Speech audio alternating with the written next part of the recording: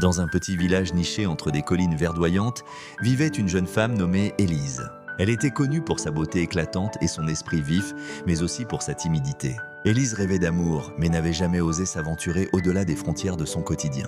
Un jour, alors qu'elle se promenait près du ruisseau, elle aperçut un jeune homme, Antoine, assis sur une pierre, un livre à la main. Ses yeux bruns brillaient comme des étoiles, et un sourire chaleureux illuminait son visage. Antoine, un artiste voyageur, était de passage dans le village pour peindre les paysages environnants. Il avait un cœur passionné et une âme avide de découvertes. Intrigué par la beauté d'Élise, il l'invita à le rejoindre.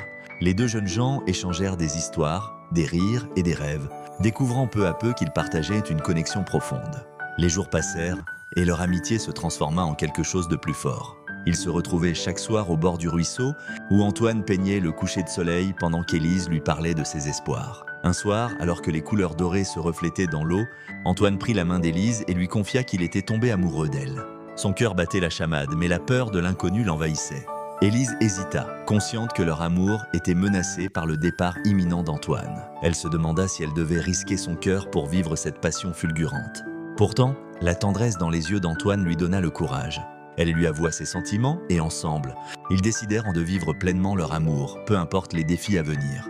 Le lendemain, alors qu'Antoine préparait son départ, Élise lui offrit un petit carnet qu'elle avait rempli de poèmes et de dessins évoquant leur temps ensemble. Ému, Antoine promit de revenir, de partager sa vie avec elle à travers ses œuvres.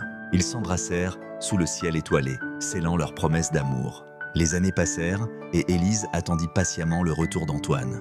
Chaque jour, elle écrivait et peignait, inspirée par leur amour. Puis un matin, alors que la rosée scintillait sur l'herbe, elle aperçut une silhouette familière au loin. Antoine était revenu, son cœur rempli de souvenirs et d'espoir. Ils se retrouvèrent, plus forts que jamais, prêts à écrire ensemble le prochain chapitre de leur histoire. Une petite fille nommée Lyra, elle vivait dans un village coloré entouré de collines verdoyantes et de rivières étincelantes. Lyra avait une passion unique, elle adorait les fleurs. Elle passait ses journées à explorer les champs, découvrant les différentes sortes de fleurs et apprenant à les connaître.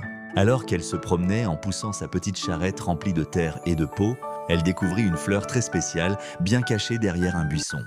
Était une fleur lumineuse aux pétales d'or qui brillait sous les rayons du soleil. Lyra décida de l'appeler Étoile. En touchant la fleur, elle sentit une chaleur douce envelopper son cœur.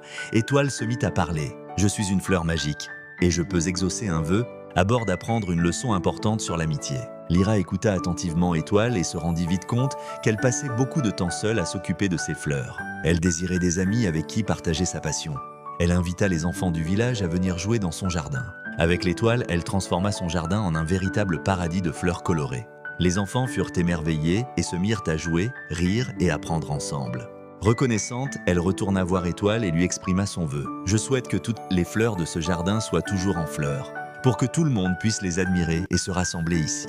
Ton vœu est exaucé, amitié, Edulja est la plus belle des fleurs. Arrose-la tous les jours avec de la gentillesse et des rires. » À partir de ce jour, le jardin de Lyra devint un lieu de rencontre joyeux, où les enfants jouaient et apprenaient ensemble. Les fleurs ne cessèrent jamais de fleurir, amitié est un trésor précieux. Et c'est ainsi que Lyra, entourée de ses amis et de ses fleurs, vécut heureuse au cœur d'un monde éclatant de couleurs et de rires, prouvant que les plus belles histoires naissent souvent des plus simples des leçons.